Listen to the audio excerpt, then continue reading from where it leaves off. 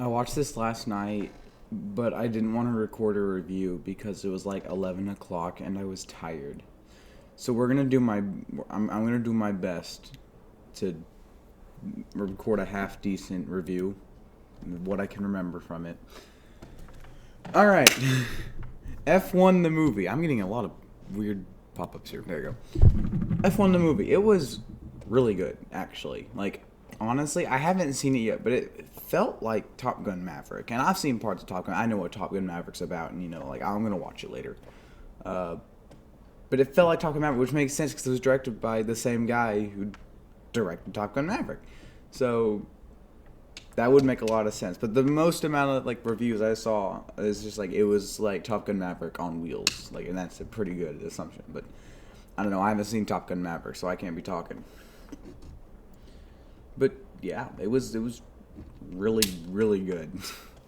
Like, Brad Pitt is a good actor. Like, you can put him in anything, and he's good in it. So, in all honesty, I didn't really know what to say about it. Like, it's just a textbook good movie. But I do have a couple problems with it. Well, number one, there's just not a good story. Like, we get to see, like, here, okay, spoiler alert. Okay, if you don't want spoilers, don't watch the video. Well, like, before every race, Brad Pitt's character, Sonny, puts a card in his suit, and we don't know what he's doing.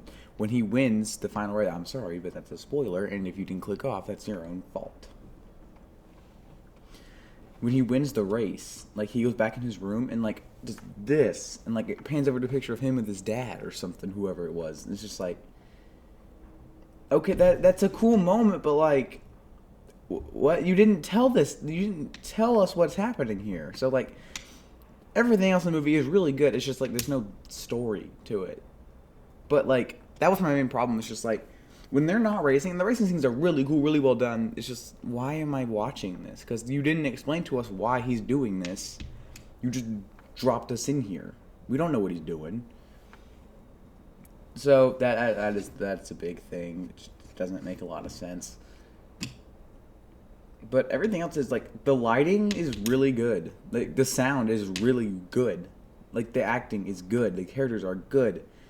I don't know. There's a character in this voiced by Javier Bardem, and it's just like, he's just kind of I don't think he's meant to be this way, but, like, he's not meant, I don't know, this is just how I interpreted this character. It's just like he was just a jerk at the end. It's just, listen, I don't know. It's just like, I know he wasn't supposed to be interpreted that as the ending, but it's just like, let him do that. Like, just shut up. You know, like, I don't know.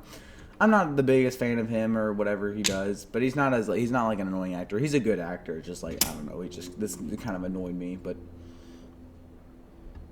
yeah. What else was there?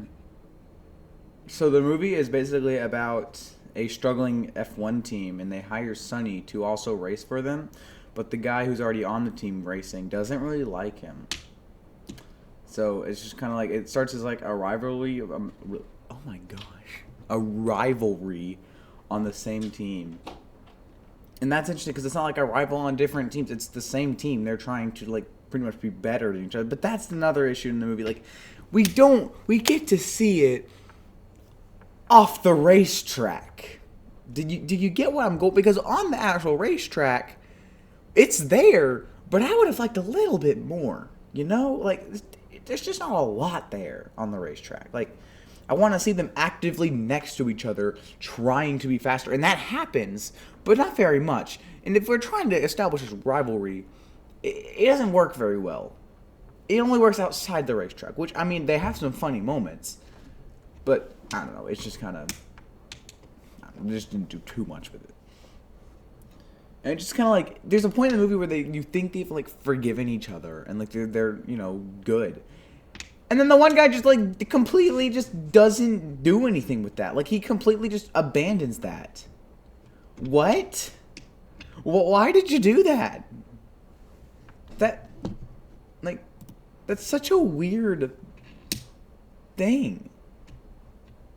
Like, you clearly, like, I don't know. it's just like the parts of this movie, like the actual characters, you know, when they're not trying to dump a lot of story on us, they can be really stupid. But like overall, it's a great time, and I would recommend this to anybody who would just want to go see it. I wouldn't go see it by yourself though. It's definitely a movie you want to like, you know, take someone to go see. Like I was just like, there's like 6 people in my theater. There wasn't a single person in there. Like a person by themselves in there. So there's 6 people total. 3 groups of 2. So that was great to see. I would give F1 the movie the 9 out of 10. Go watch it. I think Mission Impossible 8 is better just because, you know, I feel like I started watching those movies in like March, and that was just like the fantastic build-up. I think the story's a bit better. I think everything was just done a little bit better, but they're both like pretty close to each other. I had a hard time picking this out.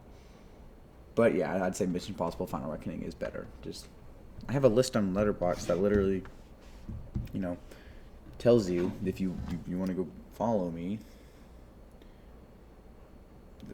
There's my ranking for this year, so just go check that out. Okay, bye.